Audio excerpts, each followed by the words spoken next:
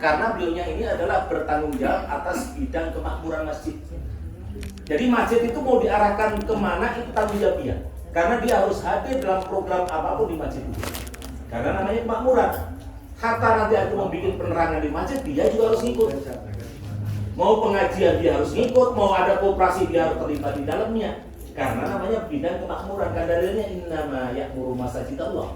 Artinya kan udah menyangkut secara keseluruhan. Nah begitu. Nah yang paling anggun itu yang baik kopiah sebelumnya. Tuh beliaunya alhamdulillah itu Pak calon doktor itu. Wih. Pak Mukhlis Soehari ya. Itu bagian organisasi dan pendidikan beliaunya itu. Nah, itu beliaunya di sana nanti kalau seandainya urusan didik mendidik ya itu urusan beliaunya. Jadi seandainya ngawur mana-mana gitu kan, orang kumpul kan orang kasih tahu bagaimana moderasi beragama, tanggung jawab beliaunya. Oh kita kasih wacana masalah luar negeri, tanggung jawab beliaunya. Ya, yang di luar itu, yang rambutnya ada gondrong, nah itu namanya Pak Badri. Ya Pak Badri ini beliaunya ini adalah tukang yang ngoprek komputer. Jadi kalau untuk urusan Infokom, Kominfo, nah itu tugas beliaunya. Jadi untuk urusan program, untuk urusan aplikasi segala macam beliaunya yang bertanggung jawab. Nah beliaunya kami, nah itu. Nah terus satu lagi mana duaan si Heri sama Pak Nana, Pak Nana sendiri dia. Lagi meeting sendiri dia. Nah itu duaan itu beliaunya itu adalah bagian koperasi UPZ. Harusnya ikut. Karena operasi sama UPZ dia yang menangani, gitu. Jadi untuk urusan ini nanti wadahnya di mana? Oh koperasi, berarti ya dia yang bertanggung jawab. Oh ini urusannya UPZ, berarti dia yang bertanggung jawab. Gitu Pak Garsa. Nah itu aja untuk hari ini dari sambutan dari kami. Intinya perkenalan ini saya sudah senang didatangi bapak-bapak dan terima kasih. Mohon maaf keberadaannya seperti ini ya. Di sini tidak di nengin aja bawa sendiri, minuman bawa sendiri, makanan bawa sendiri. Apa sebabnya? Karena kami terbentuk juga baru 1 tahun dan anggaran pun belum dapat. Nanti akan dapat itu juga insya Allah tengah tahun. Gitu kan? Tengah tahun. Ya kenapa begitu? Memang kami ini insya Allah dengan begitu konsep ke atasnya itu di otak saya itu mandiri. Ya. Bukan bagaimana saya mengamalkan satu hadis yatul ula khair min yatus sufla. Tangan di atas itu lebih baik daripada kita jadi peminta gitu loh. Kira-kira seperti itu. Nah, mudah-mudahan kita diridhoi sama Allah. Itu aja sambutan dari kami. Mudah-mudahan berkah. Mohon maaf sambutannya tidak tidak disambut, dihidupkan, tidak nyaman, tidak benar. Ya, tentu ini semua adalah kami selaku ketua. Mohon maaf besar-besarnya. Hadanallahu wa iyyakum ajma'in. Wallahu muwaffiq mutarib. Assalamualaikum warahmatullahi wabarakatuh. Waalaikumsalam warahmatullahi Terima kasih wabarakatuh. kepada Syari yang telah menyampaikan tentang potensi PDSI Kabupaten Bandung ini. Selanjutnya kepada Ketua Lumbung Indonesia, tentunya Lumbung Indonesia ini punya harapan 60 das yang ada di Kabupaten Bandung. Pertemuan ini yang sudah kedua kalinya. Tahap pertama mungkin pendataan tentang UMKM yang ada di sekitar Soreang ini. Tentunya akan disampaikan langkah-langkah selanjutnya seperti apa. Kemudian juga launchingnya mau bulan berapa, sebab kita sudah menunggu Pak Bupati kapan startnya mulainya, dan aplikasi anak cari aja aplikasinya sudah siap, tinggal menunggu eksekusi saja barangkali kapan menentukan kesiapan kita bersama tentang kesiapan yang akan kita lakukan. Yang keduanya mungkin membawa informasi dari Lumbung Indonesia ini kaitan dengan kerjasama, bagaimana bentuk kerjasama ini dengan PT apa Bu? Ya. PT apa yang disodorkan bentuk kerjasama sudah tertulis, ya. Kemudian bagaimana plus minusnya dari kerjasama ini, sama-sama kerjasama beda, kalau sama-sama kerja dengan kerjasama beda kan ya. Untuk win-win solusinya siapa berbuat apa, kemudian DNI kerjanya sebagai apa, kemudian ini seperti apa. nanti kita diskusikan bersama. Untuk itu kepada yang terhormat Ibu Haji Al-Amin untuk menyampaikan. Rina. Siap. Baik, terima kasih Abah dan Ibu Ali. Terima kasih keluarga besar DMI. Terima kasih juga keluarga besar Ibu Indonesia. Assalamualaikum warahmatullahi wabarakatuh. Waalaikumsalam. Alhamdulillah, tiada henti bersyukur kepada Allah Subhanahu wa Ta'ala yang telah mempertemukan kita semua. Insya Allah dalam keadaan sehat sempurna, sehat walafiat, selalu dalam lindungan Allah Subhanahu wa Ta'ala. Tak lupa juga sholawat serta salam kita panjatkan kepada Nabi besar kita, Nabi Muhammad Rasulullah SAW, yang selalu menjadi panutan kita untuk selalu berbuat kebaikan dan melangkah untuk selalu berbuat baik. Terima kasih banyak. Di sini banyak guru-guru saya, kakak-kakak saya, dan juga di sini partner-partner saya yang luar biasa. Yang dimana weekend aja pasti di sini melangkah karena ibadah. Pertama karena apa yang setiap kita lakukan, setiap apa yang kita niatkan itu semua pastinya melangkah karena lillahi ta'ala, dan keduanya pasti adalah untuk ibadah, baik untuk keluarga, untuk diri pribadi, serta bagi untuk orang banyak. Dan dimana Lumbung Indonesia hadir pada hari ini di kota Kabupaten Bandung ya, pada tepatnya di sore yang pada hari ini dengan DMI, Dewan Masjid Indonesia, dimana alhamdulillah Lumbung Indonesia ini adalah yayasan dan koperasi, dimana yayasan dan koperasi yang kami bentuk ini selama masa COVID ini. Saya basically pengusaha properti dan travel umroh haji. Saya ingin berharap bahwa di dalam masa COVID ini ada solusi bagi siapapun, bagi wadah pedagang kaki lima, UMKM, petani, peternak, dan nelayan. Dimana kami alhamdulillah sampai dengan pembinaan dulu dengan almarhum Mang Oded, Wali Kota Bandung. Kita harus cerita sejarah, mungkin sebelumnya sudah ada yang pernah ikut rapat kemarin ya Gus ya. Bagaimana lahirnya Lumbung Indonesia. Pertama, awalnya adalah dari almarhum Mang Oded. Mungkin pada kenal ya, Wali Kota Bandung, di mana beliau adalah penggerak dan mungkin ya saya berpikir adalah penggagas gitu di dalam Lumbung ini. Beliau ada salah satu pendiri. Karena kenapa? Karena saya domisili di Bandung, pada saat lockdown tidak bisa berbuat apa-apa, tapi hanya satu orang yang percaya yang bisa membuat saya yakin saya bisa bantu orang banyak dengan almarhum Mang Oded gitu. Dan alhamdulillah almarhum Mang Oded sangat mensupport saya bagaimana saya harus bisa berbuat baik dengan networkingnya, dengan kebijakan yang sudah beliau miliki. Pertama adalah membuat Lumbung Bandung. Kenapa harus namanya Lumbung? Lumbung itu adalah wadah. Wadah di mana kami ingin sebagai wadah solusi, komunikasi, wadah di mana juga wadah komunitas di mana mungkin kalau kita ada HIPMI untuk pengusaha saja, HIPI untuk pengusaha pribumi saja, atau IPMI untuk pengusaha muslim saja. Tapi ini tidak semua harus di kotak-kotakan. Jadi ingin ada satu wadah di mana semuanya tuh ada di dalam. Kadin pun saya di Kadin, HIPMI pun saya di HIPMI, Japnas pun saya di Japnas, APJI pun saya di APJI. Jadi saya tuh di IPMI saya pun di IPMI, ada di IWAPI pun saya di IWAPI. Jadi semua alhamdulillah ada. Nah tapi kan bagaimana untuk merangkul ini semua supaya ya seperti DMI, semua juga bisa merangkul semua, niatnya adalah ingin berbuat baik. Dimana pada saat itu almarhum Mang Oded alhamdulillah memfasilitasi saya secara pribadi dan lembaga untuk bisa mensyiarkan bagaimana kita untuk bisa merangkul pedagang kaki lima awalnya itu. Pedagang kaki lima mungkin ada saksi di sini, ada namanya Paguyuban Kuliner Sukses. Di situ ada 1.500 anggota pedagang kaki lima di seluruh kota Bandung. Mungkin Pak Aman juga udah jadi saksi awal bahwa kami itu adalah sebetulnya awalnya mendukung pedagang kaki lima. Dan di mana pedagang kaki lima ada mulai dari gorengan, cireng, cilok, semua sampai makanan berat pun kita kelola ya, Pak Aman tahu. Dan kita sampai dikurasi 8 kali oleh almarhum Mang Oded dan Ibu Wali itu Ibu Umi Oded, sampai dengan di pendopo, sampai difasilitasi semua tempat, sampai semuanya sampai lockdown pun, sampai di masker, sampai bagaimanapun tetap bagaimana caranya untuk meningkatkan penjualannya pedagang kaki lima awalnya itu.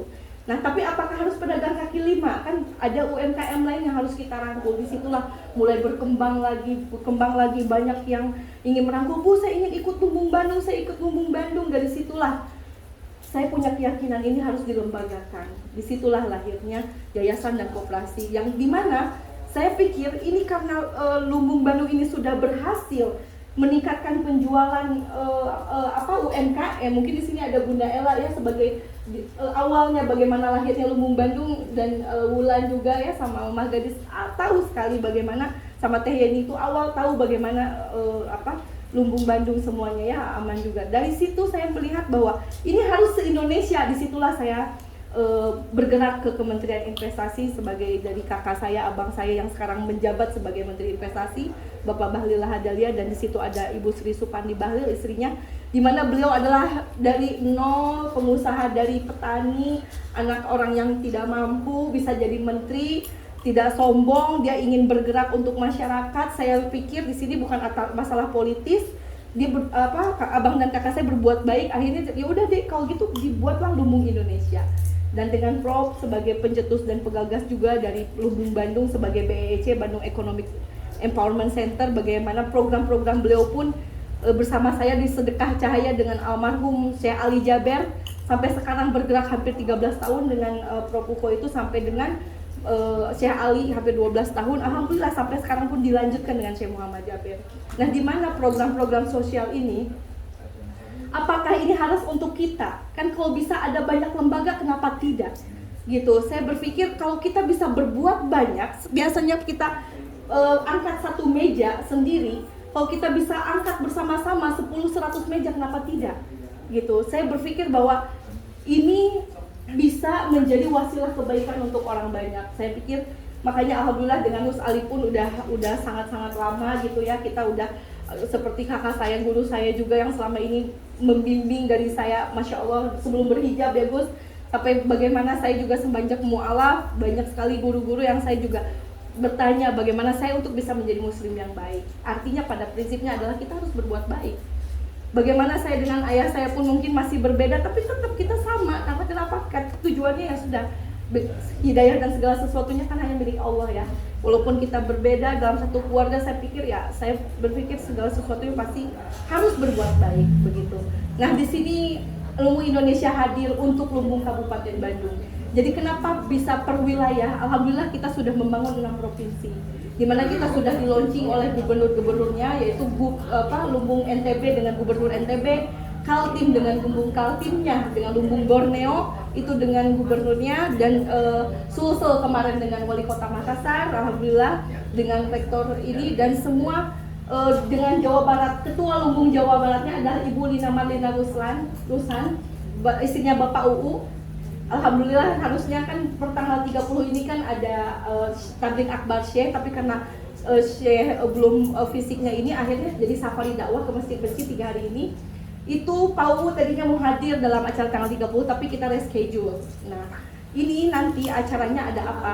Pertama, Lumbung Indonesia hadir akan membentuk Lumbung Kabupaten Bandung. Kenapa Lumbung Kabupaten Bandung? Ya karena kita akan membuka seluruh kota kabupaten setiap daerah.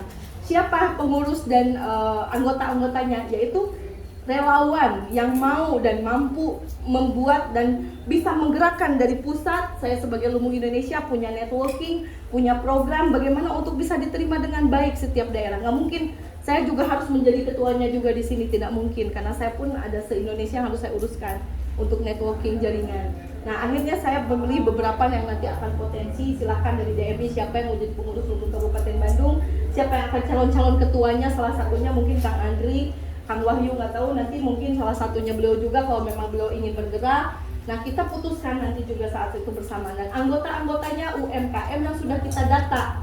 Nah, kenapa harus ada Lumbung Kabupaten Bandung? Karena DMI nanti kan takut fokusnya kan di programnya nanti. Kalau untuk komunitasnya nanti di Lumbung saja, karena supaya apa?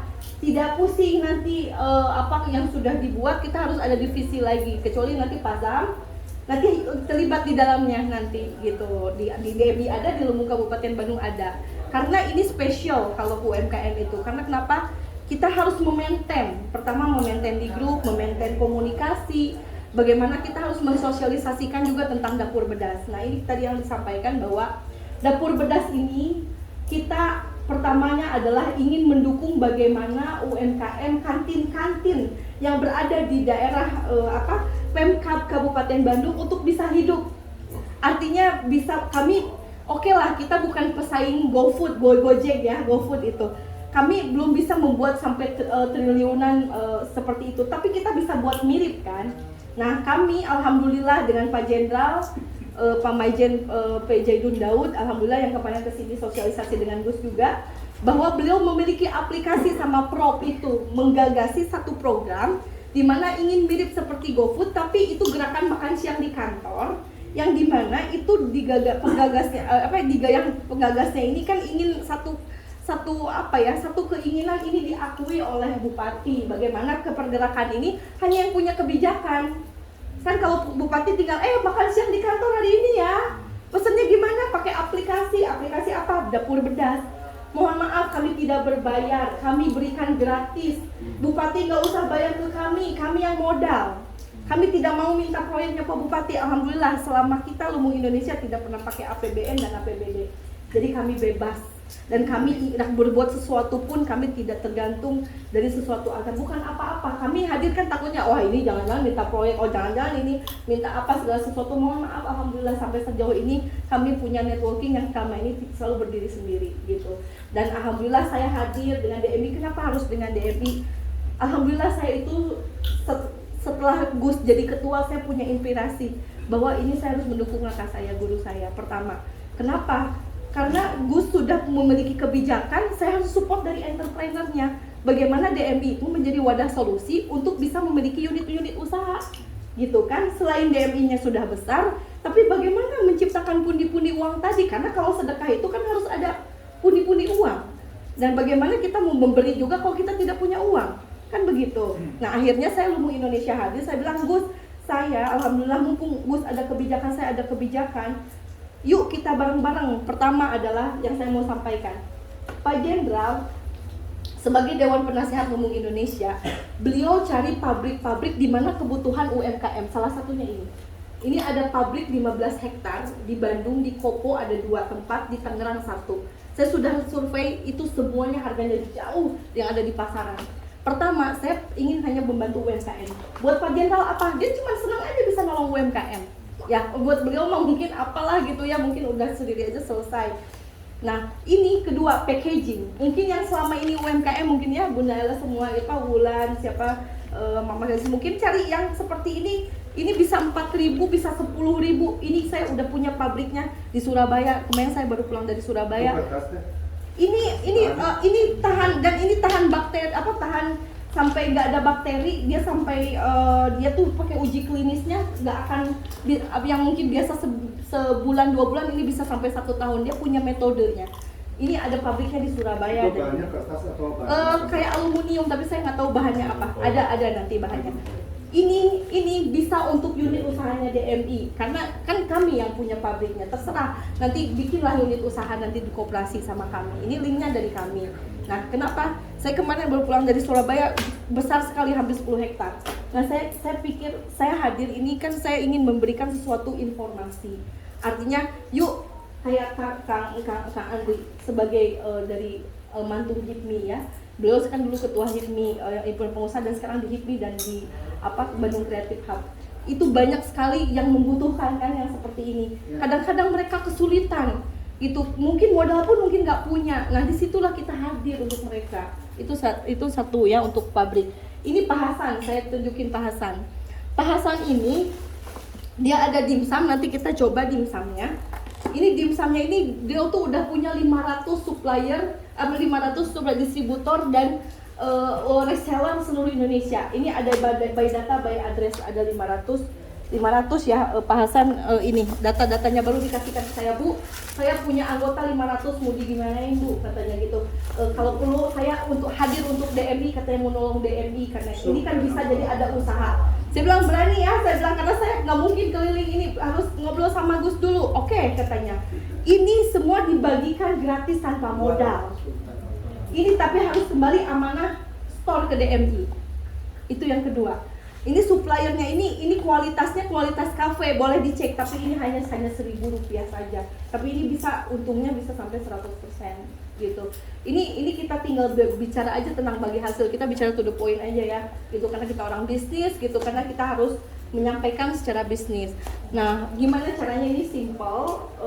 Ini bisa jadi peluang usaha. Kita bisa berikan modal Rp0. gitu. Itu yang modelin nanti dari tim-tim kita, mungkin dari Pak Haji Amani mungkin bisa kita ngobrol empat mata terkait ini. Dan itu kita networkingnya Gus ini kan siapa tahu bisa menjadi usahanya marbot kan gitu, atau imam masjid. Nah itu yang kedua. Yang ketiganya adalah Syekh Muhammad Jaber hari ini hadir sosialisasi yang saya share itu ada 3 hari di Kota Bandung. Dia ingin mengajak untuk bisa berumroh, berhaji bersama beliau, di mana saya akan menggandeng DMI. Saya bilang, Gus, Nafi Wisata Insani dengan Travelbook, alhamdulillah saya ada di dalamnya. Di Travelbook juga kebetulan Syekh Muhammad Jaber itu akan berumroh gitu. Nah kemarin dengan Prof Uko tuh bilang bahwa Pak Bupati berminat pergi dengan Syekh Muhammad Jaber dan pembimbingnya tetap Gus dengan dari DMI mungkin nanti, karena kalau udah ratusan ribuan yang ikut dengan Pak Bupati umroh bersama Bupati Kabupaten Bandung dan Syekh Muhammad Jaber dibimbing oleh Ketua DMI dan keluarga besar DMI, karena kan kalau setiap satu grup itu harus ada pembimbing satu, kan diberikan gratis. Sampai Syekh Muhammad bilang silahkan katanya untuk dikelola nanti yang memberangkatkan gratis biarkan saya yang atur begitu. Nah maksud saya tuh di sini kan banyak peluang ya, peluang rezeki. Nanti kita sama-sama kita syiarkan juga umrohnya bersama Syekh Muhammad, karena insya Allah nanti sistem ujur dan sebagainya itu nanti diatur, nanti kita bicara internal dengan DMI. Nah keempatnya itu kemarin saya ketemu dengan JNE Express ownernya langsung. Beliau punya 50.000 karyawan, 15.000 titik se-Indonesia. Untuk yang mungkin pernah lihat JNE. Nah kalau mau JNE itu di pinggir jalan, Bapak Ibu harus ada 100 juta minimum uang. Dan kedua, mending kalau di ACC, karena harus per wilayah, kan gitu. Ketiga, harus deposit minimum 100 juta juga, 2 kali lipatnya. Jadi jumlahnya udah tadi berapa? Hampir 200 juta ya. Terus berikutnya belum sewa. Terus belum lagi harus ada omset. Kalau mendapatkan 5% saja harus ada omset sekitar 50-100 juta satu bulan pengiriman paket. Ya. Terus keduanya kalau mau mencapai dapat 10% harus ada omset satu bulan 200 juta. Udah modal, udah keluar uang ya. Terus harus ada tempat, itu biaya pasti harus 300 juta kalau mau di kayak JNE itu. Nah, alhamdulillah atas izin Allah owner JNE disaksikan oleh istri Menteri Investasi Ibu Sri Supandi Bahlil dan Pak Jenderal, itu ditandatangani untuk Lumbung Indonesia dan Hanida Foundation. Itu free, tidak perlu sampai harus deposit, tapi sudah mendapatkan 10% sampai 15% kalau memang udah perputaran banyak. Nah DMI kemarin saya sudah sampaikan ke owner JNE, silahkan katanya jika memang ada mau setiap masjid itu menjadi satu lokasinya JNE, itu beliau support sampai paketnya diambil. Jadi misalnya Gus biasanya suka ngirim-ngirim keripik nih, misalnya 100 kilo atau 10 kilo, berapa kilo satu biji aja diambil ke masjid. Ada orang JNE-nya yang ambil. Jadi yang biasa suka datang harus ke JNE, JNE kan perlu ongkos, kadang-kadang mungkin ngirim 1-2 harus ongkos. Nah ini bisa dikolektif oleh DMI. Jadi atau ranting masuk ke pos masjid gitu ya? Masuk ke pos masjid, betul, ke pos masjid. Nanti ada yang ngambil dari JNE, gak perlu repot-repot dari kampung-kampung di daerah yang Gus itu yang DMI punya itu, gak usah ngerepotin dia. Pertama kita memberikan diskon atau enggak mungkin dikelola sama DMI, itu menjadi penghasilan DMI. Yang selama ini mungkin ke JNE gak pernah diskon. Di kami ada diskon, itu pakai MOU-nya Lumbung Indonesia. Ada kita master account-nya. Nanti saya kasih sub account khusus untuk DMI, itu yang keempat. Yang kelima, untuk ini dengan Kang Andri ya. Kang Andri ini kan sebetulnya beliau ini orang Kabupaten Bandung yang memang sudah dengan bupati-bupati sebelumnya juga kan sudah sangat-sangat dekat ya. Bagaimana beliau tuh memang disebutkan tokoh muda yang mungkin karena dari HIPMI ya, mau bergerak untuk bantu UMKM. Kemarin berapa kali ke dinas, Gus, ke dinas KUKM untuk dapur bedas ini, mungkin beliau belum bisa memberikan data, gitu kan ya. Nah data ini menurut saya, ini kan karena Lumbung Kabupaten Bandung ini kan sudah ada grupnya. Terus siapa yang mau jualan, kita harus list aja tanpa tergantung dari kepala dinas. Nah, ini yang data UMKM udah ada berapa bulan Teh Heni? 60 ya. 60 ya? Ya di kabupaten aja Mama ya. ya kabupaten. Oke. Kantin aja sudah terdata 60. Ini untuk dapur bedah saya targetnya 300. Yang masuk aplikasi 100. Yang untuk kurasi itu kalau bisa sebelum kan kita tuh ada rencananya mau launching itu dengan Pak Menteri ya Gus ya. Kita kalau bisa kata Pak Bupati pas nanti ada launching Pak Menteri itu ada kurasi UMKM. Nah sekarang UMKM-nya mana gitu kan ya. Nah itu target kita untuk tim Lumbung Indonesia dan DMI, tolong sama-sama membantu untuk bisa memaksimalkan data tersebut. Dari HIPI, alhamdulillah dari HIPI ya, karena Kang Adi juga jadi orang Lumbung Kabupaten Bandung, sudah saya bilang Lumbung Kabupaten Bandung, itu sudah ada data-data UMKM yang sudah qualified. Nah ini kita harus punya target timeline, karena ini menyangkut nama baik Pak Bupati. Masa kita udah diberikan kebijakan sama Bupati, ayo udah bikin dapur bedah sudah di ACC beliau, tapi kita tuh yang nggak gercep gitu kan gitu. Kita harus cepet gitu, karena kenapa? Kurasi ini penting gitu. Coach Steven chefnya udah mau jadi chef kurasi, Coach Steven yang Gus juga kenal, mualaf juga. Kedua, Chef Eric sama Chef Dedi itu udah mau dari dosen-dosen NH sama Indonesian Chef Association, udah mau untuk bisa mengkurasi Lumbung Kabupaten Bandung untuk bisa dimasukkan ke dapur bedah gitu. Nah, coba itu poin kelima juga adalah progres yang sudah berjalan. Kita harus mendata semaksimal mungkin, karena kemungkinan minggu depan kita udah mulai kurasi dengan Ibu Bupati. Itu sebagai ibunya UMKM, karena kan biar softly nanti takutnya kan terlalu orang kan pikirannya entah Pak Bupati ini apa nih, kampanye itu apa, padahal sebetulnya kan pertolongan yang nyata gitu kan ya untuk UMKM, bahwa setiap gerakan makan siang di kantor sudah mulai akan dilakukan oleh Pak Bupati. Tapi mana ini UMKM-nya yang mau dipesen teh kan, karena setiap dinas itu kalau ASN itu akan banyak yang pesan ya, akan yang banyak mempesan gitu loh. Nah dari situ saya berharap bahwa ini data target 2-3 hari ini kalau bisa ada 300 makan jajanan pasar, makanan berat, snack, terus minuman herbal gitu ya, terus juga mulai dari makanan ringan, oleh-oleh. Apa khasnya soreang? Apa khasnya Kabupaten Bandung kan luas tadi kata Gus, itu ada 270 desa. Ayo setiap desa itu mana ininya?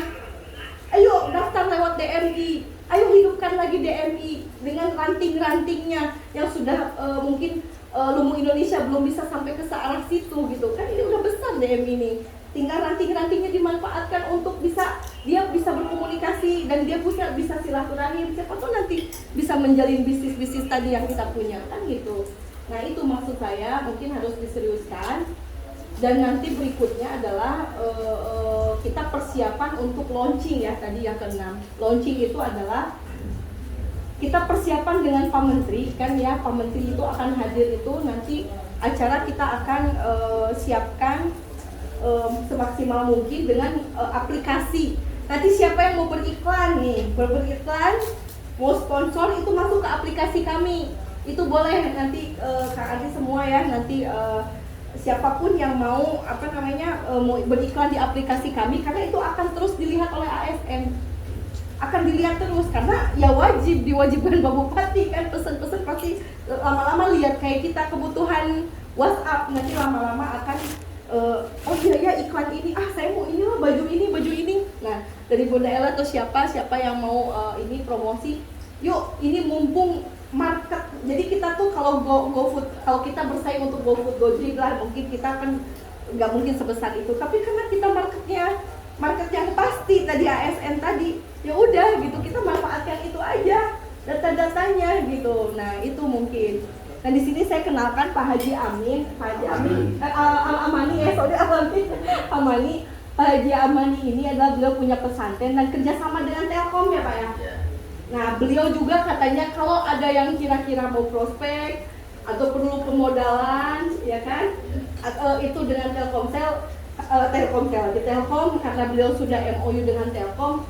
Sok siapa yang perlu permodalan ya, termasuk Teh Heni mungkin kan, siapa tahu bisa bicara. Ini kan jahe merah bestseller tuh, udah sampai ke Turki sama Bu Menteri segala macam, katanya ini katanya banyak pesanan tapi modal terbatas, kasihan tuh Pak. Jadi nanti bisa dibantu, siapapun silahkan yang mau ini, kita diskusi ya Pak Amani, kenapa tidak, toh ini kan untuk umat, kembali kepada umat juga ya, istilahnya ada hal-hal kebaikan. Apalagi ini kan nanti dengan DMI, Pak Haji Amani juga bisa kita sama-sama lah, itu ada program apa, kita bisa sama-sama seperti itu. Nah mungkin itu secara globalnya, nanti kita coba tes ini Cireng juga, ini Cireng, ini keuntungannya bisa sampai 100%. Pasti. Karena jangan dilihat dari Cirengnya, kalau udah penjualan banyak bisa puluhan juta satu bulan. Nah, kan sayang ini kita punya link-link ini. Ayo, siapa DMI, mau anggota, mau marbot, mau imam masjid, mau siapapun wilayah rantingnya yang mau berusaha lewat DMI, lewat Lumbung Indonesia, lewat Lumbung Kabupaten Bandung. Ayo kita sama-sama hidupkan gitu. Dan JNS juga alhamdulillah sudah setuju terkait yang tadi tanpa modal tadi, ambil logistik, berusaha memiliki usaha ekspedisi logistik tanpa harus modal gitu. Nah itu mungkin dari saya, mohon dengan sangat, karena saya pun di sini mungkin saya pantau terus walaupun saya tidak hadir, saya keluar kota terus, tapi di sini ada Kang Andri yang ikut membantu. Makasih Kang Andri ya untuk di lapangan, Kang Andri luar biasa gitu, sangat membantu penuh. Di sini ada Ulan, ada Teh Yeni, ada juga Mama Gadis ya, Masya Allah aman, yang mungkin nanti kita akan bantu semuanya. Nanti ini Pak Hasan, Bila Ella nanti juga bisa bantu ya sama ini semua dari DMI, Abah, semuanya yang kira-kira bisa yuk bareng-bareng kita bisa sama-sama gitu.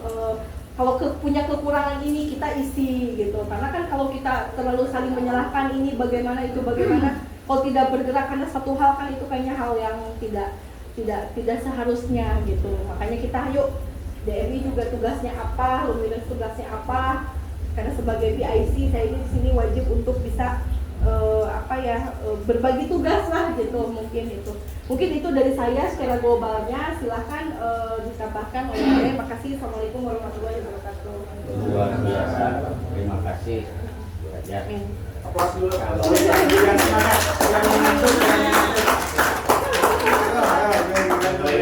Saya kenal zaman Nabi ada pengusaha yang kaliber Abdurrahman bin Auf, tidak punya modal, asal tunjukin pasal saja saya. Walaupun dia hijrah dari Mekah ke Madinah tidak bawa apapun, Bung Hari memang ditakdirkan jadi Bung Hari. Jadi mungkin di Indonesia ada Ibu Hadi ini jadi kayak Abdurrahman bin Auf. Untuk setelah amalan tadi yang kira itu apa, nampaknya perlu bicara nih Pak Hasan ya. Kami persilakan Pak Hasan untuk penjelasan. Baik, Bismillah, Assalamualaikum warahmatullahi wabarakatuh. Warahmatullahi wabarakatuh.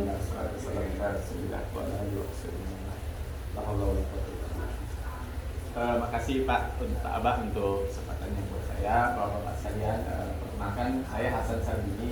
Kebetulan saya stay sekarang itu di Cikarang. Jadi saya sudah hampir setahun ini menggagas pergerakan namanya UMKM Modal RP0. Yang akhirnya saya ketemu dengan Telina, ayo kita garap untuk masing-masing di komunitas. Jadi UMKM Modal itu gini, mulai setelah pasca COVID, saya melihat situasi bahwa masyarakat luas ini ketika kita ajak untuk berwirausaha, ajak untuk membangun usaha, mereka tidak punya modal sama sekali. Kita mau support apapun kita nggak bisa. Yang bisa saya lakukan adalah bagaimana saya menciptakan sebuah peluang buat mereka sehingga mereka bisa berdaya, mereka bisa punya penghasilan yang bisa minimal mencukupi kebutuhan dapurnya. Ini targetnya dengan mereka. Akhirnya muncullah ide itu. Kebetulan saya juga udah selama 3 tahun itu membangun franchise yang saya sebar ke Jawa, yang saya launching seminggu sebelum COVID. Ini unik banget. Seminggu saya launching Seminggu sebelum COVID. Begitu launching baru mau jalan dihantam COVID. Sudah. Akhirnya ya udah kita berjuang di masa COVID. Masa COVID alhamdulillah tetap bisa survive ya selama 2,5 tahun. Menjelang akhir COVID baru saya ini sudah saatnya saya kembali ke konsep awal saya adalah ini harus memberdayakan masyarakat lebih luas. Karena terus terang sebelum itu memang saya punya aktivitas yang kita memang mencari satu alat untuk pemberdayaan masyarakat, karena ini malu saya cerita, biasa orang ngakak kalau saya cerita bahwa saya dari 2009 sampai 2014 itu kita bikin pemberdayaan secara pribadi, kelompok teman-teman memberdayakan mu'alaf dan janda. Karena kita Jangan lihat, tertentu dia aman. Syukur. Bukan Adri. ya, akhirnya kita ketika sekarang ngomong Diskusinya masukin ke aku. jadi kita pemberdayaan mu'alaf dan janda, kenapa kita konsen? Karena kita melihat perhatian pemerintah terhadap dua kelompok ini nyaris tidak ada, minim sekali kan. Jangankan pemerintah, dari lembaga zakat pun dianggap sepele, diamat. Udah kita konsen ke sana. Nah waktu itu kita betul-betul memang tidak mengandalkan kantong pribadi, seberapa sih kantong pribadi kita yang kuat. Nah alhamdulillah menjelang COVID inilah baru saya ketemu bahwa sesuatu yang biasa saya bangun adalah dengan cara pertama saya pisahkan antara produksi dan penjualan. Misalnya bapak buka warteg, kalau masak di situ, belanja di situ, jual di situ, itu stres orang yang bekerja. Dia bisa bekerja 20 jam sekali. Tapi begitu saya pisah, saya bikin sentra kitchen di sini, kayak dari Nabi Indah Pemudas, sentra kitchen di sini, yang produksi tidak bikin jualan, yang jualan nggak bikin produksi. Udah sama-sama happy pak, tidak ada stres, tidak ada beban apapun. Nah itu saya lakukan, kebetulan saya lakukan di makanan yang basisnya adalah ikan paling banyak. Jadi siomay, pempek, dimsum, cilok, batagor. Ini saya bangun tahap awal. Nah dari konsep itu, akhirnya kita bisa memberdayakan masyarakat dengan cepat. Masyarakat bisa dagang tanpa modal, kita drop produk ke dia, fasilitas dagang kita berikan. Entah kita mau adakan sendiri oleh agen di tengah-tengahnya atau mau diadakan oleh pihak ketiga lain. Oke, kita tinggal kita kawinkan. Sedangkan saya akhirnya kepentingannya apa, ya udah tinggal saya bangun jaringan distribusi bersama Dewan Masjid Indonesia Kabupaten Bandung sekarang. Saya tinggal konsentrasi di produksi. Jadi saya nggak mikir jualan, yang produksi nggak mikir produksi. Ini kan jadi happy kan? Iya. Jadi orang makanya akhirnya saya pikir inilah sesuatu yang Allah berikan pada saya, bahwa saya selama ini mencari alat untuk agar janda anak 3-4 bisa berjualan tanpa repot. Inilah alatnya. Dia sambil urus anak, orang masak cuma tinggal goreng, sajikan, kukus, sajikan, selesai, tidak ada pekerjaan lain. Semua dalam kondisi buku dan tahan sampai 6 bulan. Sampai 6 bulan. 6 bulan ya. Itu bentuknya bentuk masakan makan atau seperti itu? Ini Pak, Ini nanti dicoba. Ini dicicip ya. Ada siomay, pempek, dimsum, cilok, lengkap semua di bawah. Dalam kemasannya itu kedap atau gimana? Bukan. Jadi kalau untuk pedagang kita memang kemasan curah. Curah. Jadi misalnya satu packing pempek yang lenjer ada isi 30. Kalau cilok ada isi 75 biji. Nanti kita coba. Ya. Harga jual. Jadi siomay itu cuma 1.000-an satu, harga end user. Dengan kualitas saya bisa jamin di atas Rp1.000. ya. End user Rp1.000. Ya. Nih. Coba ciumin wanginya. Ini ikan asli tapi murah, cuma 1.000 perak. Berapa? Kalau ini Lenjer? pempek lenjer itu harga end user cuma 2.000 perak 2.000. per piece. Yang biasa pasarannya sampai Rp3.000, Rp5.000 Ya. ya. Iya, itu sebetulnya karena kan kita supplier. Jadi kenapa bisa murah? Karena begitu saya pangkas bahwa saya tidak punya stres penjualan, tidak punya stres macam-macam, saya pangkas jual distribusi. Yang ada saya cuma produksi, tutup mata, barang saya keluar. Yang jualan juga gitu. Dia tutup mata, tinggal ambil barang, masuk freezer, dia jualan. Dia nggak mikir produksi, nggak mikir cleaning, nggak mikir macam-macam, nggak mikir belanja. Happy itu gitu. Happy. Betul. Bahagia. Sehingga saya yang produksi happy bisa produksi tanpa mikir penjualan, yang jualan happy, dia tidak mikir belanja, dia nggak mikir beban macam-macam, dia tinggal jualan, habis barang dan stok lagi begitu. Nah dengan pola seperti ini, yang kedua kenapa saya konsen di sini? Dengan berbahan baku ikan, saya bisa memberikan laba yang sangat besar, cukup besar buat pedagang. Itu di angka 60% sampai 80%, bahkan bisa 100% dari produk. Misalnya ini lenjer kecil ini dari saya cuma 1.250. Dia jual etiknya 2.000 perak. sudah 60% dia labanya. Kalau dia jualan di tempat yang lebih elit, dia bisa naik lagi. Oh, ini ada gerobak atau enggak? Ada 3 tempat. Tapi standar harga yang umum, Langsung gercep. standar harga yang umum yang kemudian masyarakat bisa mengakses itu mudah, kira-kira berapa? Di spare berapa itu dari 1000 ke berapa? Bebas. Biasanya. Intinya saya cuma membatasi harga ecer terendah yang saya tetapkan jangan diturunin lagi. Ya, 1000 rupiah. Ya, Rp1.000 misalnya. Kalau dia mau up seberapa pun, yang selama Bebas. bisa pakai itu mereka mau membeli Ya. silakan. Berarti terkondisikan dengan lingkungan masing-masing. Ya, yang masing-masing. Betul Pak.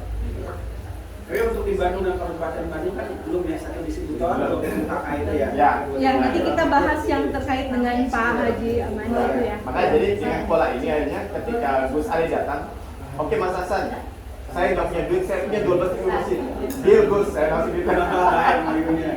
Oke, 12.000 masjid. Makanya dengan Kita mau memodali masjid sama marbot gitu loh dengan ini. Jadi sama bumbunya atau ini aja? Sama bumbunya. ada bumbunya, ada bumbunya. Ya. Ada bumbunya? Ada. Ini lagi. Cukonya saya Boleh pakai, coba. saya pakai gula aren Naribul. Boleh coba, Bu. Hah?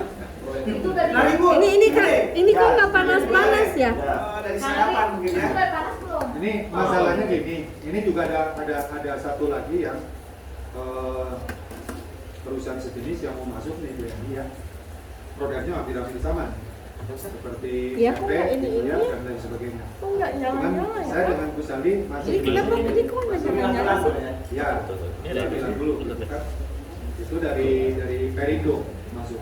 Makanya ini ada produk-produk yang sama seperti ini. Perindo. Begini Pak, kalau Perindo sebenarnya kita itu Pak bukan. Oh, sama. Perindo Oh, mau Perindo. kerja sama dengan kita. Oh, gitu. Dia mau masuk ke sini. Perindo sih siapa? Gimana sih? Oh, dibuka rahasianya.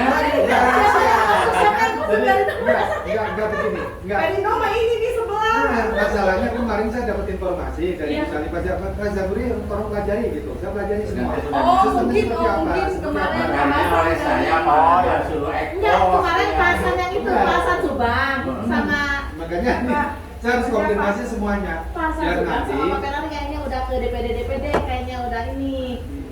Saya Pak Ferrari kan ketua DPD. Itu ada politik ya? Nah kayaknya udah ngumpulin DPD kalau di sini kan ketua DPD-nya Bu Yemas.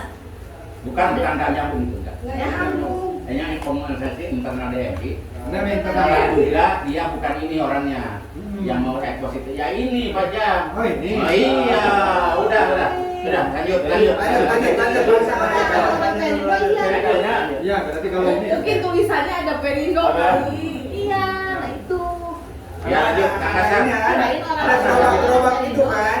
Jadi polanya seperti itu, ibaratnya.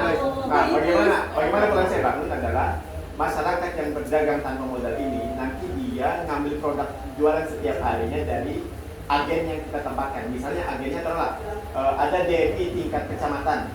Oke, kita taruh misalnya di rumah ketua DMI sebagai agen. Nanti marbot yang mau jualan atau masyarakat sekitar masjid dia ngambil ke sana. Terus itu pusat Ya, distributor ya. Dan dia ngambil, jual, laku barangnya, dia setor semua ke ke agennya. Hanya harga PP unggul, PP awal yang store ya. Pasan, kalau yang seperti itu nanti bisa dikondisikan oleh saya. Baik, siap Pak. Itu bagus Baik. ke Kata saya mah jangan terlalu banyak orang, jadi DMI siapa PIC-nya, Lumbung Satu orang. Kabupaten Ya, Bandung betul. siapa gitu. Ya. Jadi biar gak berbentrokan, Hasan juga jangan kemana-mana. Ya, tanya jawabnya nanti ya. Sekarang lanjutnya aja Pak. Kalau enggak, Pak Hasan Ya. dijegal di Kabupaten Ayo, Bandung, Hasan. mau kemana-mana. Ya, silakan. Nah, jadi ibaratnya dengan pola seperti itu nanti mereka kita bikin bagi hasil Ya. antara pedagang dan agennya. Iya, iya. Jadi ya makanya nanti dibicarakan dengan Lina nanti bagaimana pola bagi hasilnya segala macam. Itu yang kita akan bahas sebetulnya ya, yang kemarin mau ke pesantren tapi nggak bisa diganggu hari Jumat. Nah, jadi saya bocorkan lagi. Jadi sebenarnya tujuan saya membangun UMKM Modern Nol ini, Abah, sebenarnya bukan tujuan jualan pempek siomay ini, bukan. Tapi tujuannya membangun jaring distribusi sampai level RT. Dan begitu jaring distribusi. Sebenarnya pengen kayak DMI tapi ini mah dimsum. Produksi berapa? Hah? Fasilitas produksi berapa? Kalau ibarat gini, jadi kita bangunnya mini pabrik. Oh, ini. Kita mau bangun di sini juga nanti. Di sini nanti ada dapurnya diajarin. Nah, jadi satu pabrik itu saya hanya batasi dia hanya melayani 20 sampai 30 distributor agen. Tidak boleh lebih dari itu. Kalau lebih terlalu gede, harus pindah lagi. Ya, salah. Nah, jadi dengan pola membangun jaringan ini, misalnya ibu punya produk, mau dimasukin ke dalam jaringan, ayo masuk selama bisa memberi keuntungan kepada pedagang. Jadi saya dengan terima, oh ya produkku mana, ayo masuk terus jalan. Jadi saya nggak dapat lagi. Jadi saya dapat hasil, pedagang dapat hasil, agen dapat hasil, DMI dapat hasil. Jadi kita bisa berbagi bersama. Intinya dari produk-produk yang saya distribusikan ini cuma punya beberapa syarat kecil aja. Pertama, dia harus memberikan laba yang besar buat pedagang, biar mereka happy berjualan. Yang kedua adalah produk ini harus tahan minimal 6 bulan. Yang ketiga, bahan bakunya tidak boleh sulit. Kalau sulit nanti ketika ikut order kita bingung bahannya. Makanya saya lagi cari-cari pabrik buat suplainya Pak Hasan. Lagi cari pabrik-pabrik kayak tapiokanya yang ini semuanya.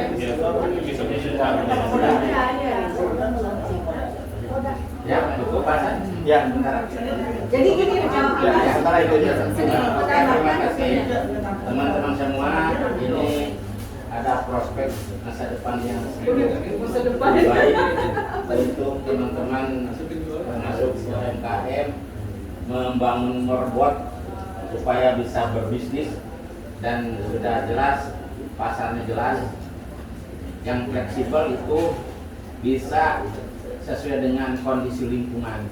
Kalau lingkungan elit lebih besar lagi harganya, kalau di perdesaan mungkin 20%, 50% keuntungan. Sebelum tanya jawab, barangkali tadi Ibu Aja menceritakan tentang Pak Haji Amani dengan Telkom. Barangkali sebagai informasi awal, kami persilakan. Silakan Bapak Haji. Assalamualaikum warahmatullahi wabarakatuh. Waalaikumsalam warahmatullahi wabarakatuh.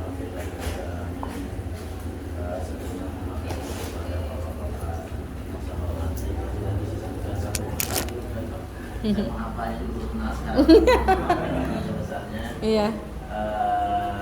Saya langsung aja ke poin supaya lebih singkat lagi. Karena tetap aja misalnya sini tetap aja intinya yang saya juga Jadi begini, saya itu kebetulan rekanan Telkom itu dari tahun 2010. Mulai dari fleksi, zaman fleksi sampai zaman Fleksi. Telkom Vision, SPD semua. Nah, sempat saya vakum untuk masuk ke area itu memang sibuk dengan kondisi yang ada. Nah, akhirnya emang kebetulan ini Pak Adi ini memang merintis dari awal sampai sekarang di jadi mungkin ada apa ya ibaratnya operasi bumi perjuangan sama berjuang. Nah, akhirnya saya diberikan kesempatan selalu Telkom yang baru selalu dilimpahkan ke saya sebelum yang lain yang berhubungan dengan masyarakat. Iya. Jadi diproses dulu, nanti saya terakhir kira-kira ini pasal ini bagus nggak atau sesuai nggak. Nah, seperti Amon. Nah, kebetulan Telkom sendiri di sini sudah bermacam-macam inovasi bisnis, pengembangan bisnisnya, karena mengandalkan kabel sekarang sudah berkurang. Jadi sekarang Telkom itu udah terbagi banyak, mulai dari pendidikan, dari bangunan, dari bahkan yang sekarang yang besar lagi itu yaitu sembako, yaitu dinaungi oleh anak perusahaan yang namanya Loji Sembako. Jadi Telkom ini bergerak sebagai pendistribusian atau terminal pendistribusian untuk bahan-bahan. Sembako berbentuk misalnya untuk warung-warung berbentuk seperti kayak kalau kayak Unilever, kayak sabun, semua lengkap di situ. Nah, itu didistribusikan oleh pihak Telkom yang namanya Loji. Jadi Logi LJJ ya. Logi bekerja sama dengan distributor besar seperti Unilever yang lainnya. Nah akhirnya di situ gudang kami besar Pak. Gudang kami di PT Inti. Di antaranya di kantor-kantor Telkom itu nantinya ada sebagian kantor-kantor dibagi untuk menjadi gudang-gudang Logi. Jadi kantor-kantor Telkom itu yang ada space sekarang kosong kan sekarang banyak kosong kantor itu. Nah itu nanti ada sebagian space yang kosong mungkin bisa dipergunakan untuk SDM untuk gudang Logi. Sementara gudang Logi yang ada sekarang di hubnya gudang pusatnya sementara yang di Jawa Barat dan di PT Inti yang di ini Muhammad Toha. Ceres yang Ceres pergudangan.